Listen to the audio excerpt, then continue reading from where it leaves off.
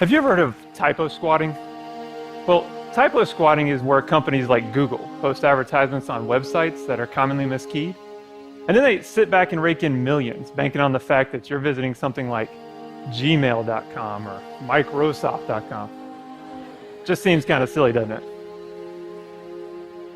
How about this? On February 28th, an engineer at Amazon made a similar, seemingly small key error. Only I say seemingly small because this one little typo in Amazon's supercode produced a massive internet slowdown that cost the company over $160 million in the span of just 4 hours. But this is actually really scary. See, recently an employee at the New England compound, which is a pharmaceutical manufacturer, didn't clean a lab properly. And now, 76 people have died and 700 more have contracted meningitis. I mean, these examples are crazy, right? When do we come to live in a world where these type of typos, common errors, this do your best attitude, or just good enough was acceptable? At some point, we've stopped valuing perfection. And now, these are the type of results that we get.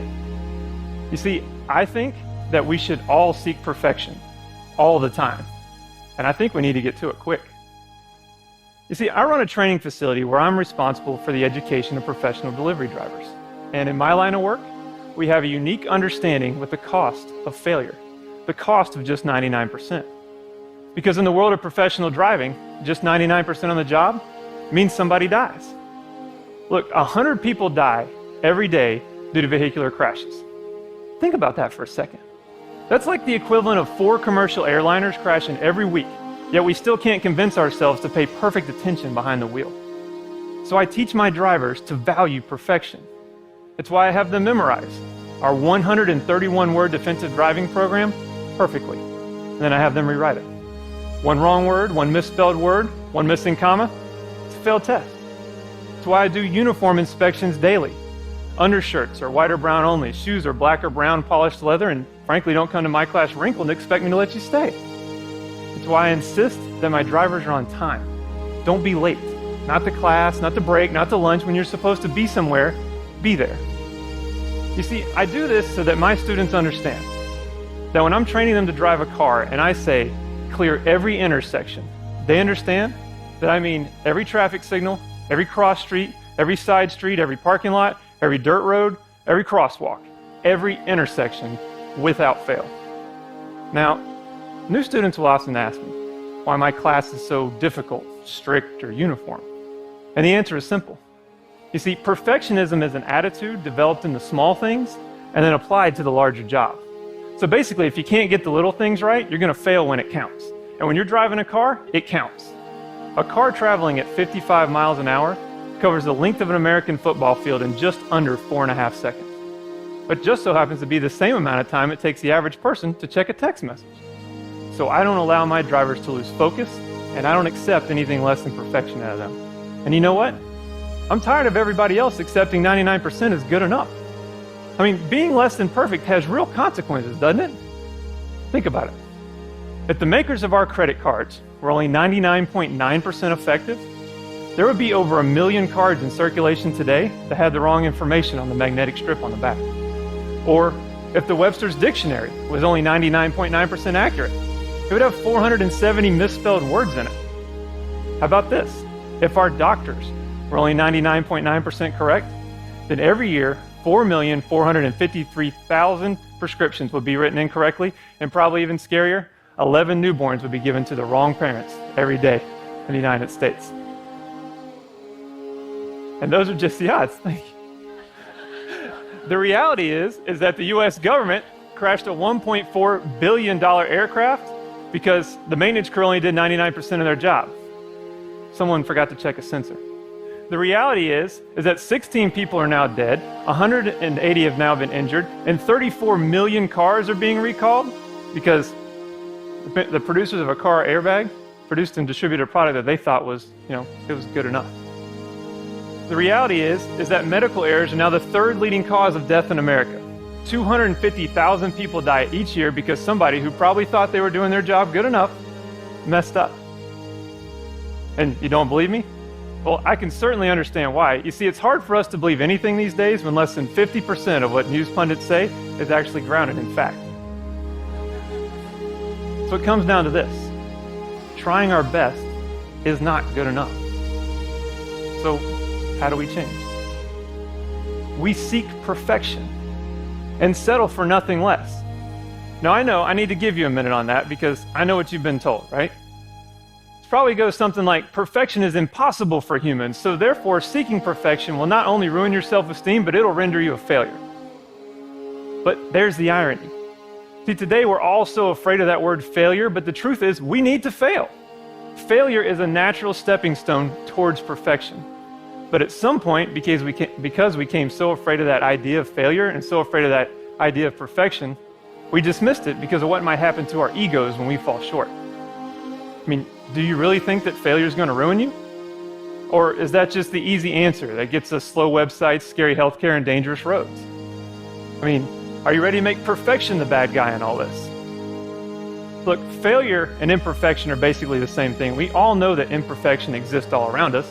Nothing and nobody is perfect.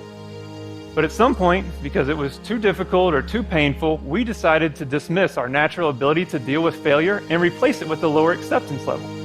And now we're all forced to sit back and just accept this new norm or good enough attitude and the results that come with it.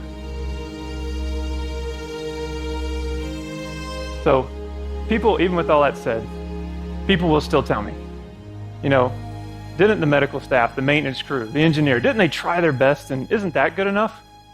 Well, truthfully, not for me, and especially not in these examples. Yeah, but, trying to be perfect is so stressful, right? And, Oprah talked about it, universities study it. I bet your high school counselor even warned you about it. Stress is bad for us, isn't it? Well, maybe. But to say that seeking perfection is too stressful is like saying that exercise is too exhausting. In both cases, if you want the results, you got to endure the pain. So truthfully, saying that seeking perfection is too stressful is just an excuse to be lazy. But here's the really scary part. Today, doctors, therapists, and the nearly $10 billion a year self-help industry are all advocating against the idea of perfection, under this guise that somehow not trying to be perfect will save your self-esteem and protect your ego. But see, it's not working, because the self-help industry today has a high recidivism rate because it's more focused on teaching you how to accept being a failure and lower your acceptance level than it is about pushing you to be perfect. See, these doctors, therapists, and self-help gurus are all focused on a symptom and not the illness. The true illness in our society today is our unwillingness to confront failure. See, we're more comfortable resting on our efforts than we are with focusing on our results. Like at Douglas Jerome High School in Ohio, where they named 30% of a graduating class valedictorian. I mean, come on, right? Somebody had the highest GPA. I guarantee you it wasn't a 72-way tie. But see, we're more comfortable offering up an equal outcome than we are with confronting the failure, the loser, or the underachiever. And when everybody gets a prize, everybody advances, or everybody gets a pay raise despite results, the perfectionist in all of us is left to wonder, what do I have to do to get better? How do I rise above the crowd? And see, if we continue to cultivate this culture where nobody fails or nobody is told that they will fail, then nobody's going to reach their potential either. Failure and loss are necessary for success. It's the acceptance of failure that's not. Michelangelo is credited with saying that the greatest danger for most of us is not that our aim is too high and we miss it, but it's too low and we reach it. Failure should be a motivating force, not some type of pathetic excuse to give up. So, I have an idea. Instead of defining perfectionism as a destructive intolerance for failure, why don't we try giving it a new definition? Why don't we try defining perfectionism as a willingness to do what is difficult to achieve what is right? You see, then we can agree that failure is a good thing in our quest for perfection. And when we seek perfection without fear of failure, just think about what we can accomplish. Like NBA superstar Steph Curry. He hit 77 three-point shots in a row. Think about that. The guy was able to accurately deliver a 9.5-inch ball through an 18-inch rim that's suspended 10 feet in the air from nearly 24 feet away almost 80 times without failure. Or like the computer programmers at the aerospace giant Lockheed Martin, who have now written a program that uses 420,000 lines of near-flawless code to control every aspect of igniting 4 million pounds of rocket fuel and putting a 120-ton spaceship into orbit.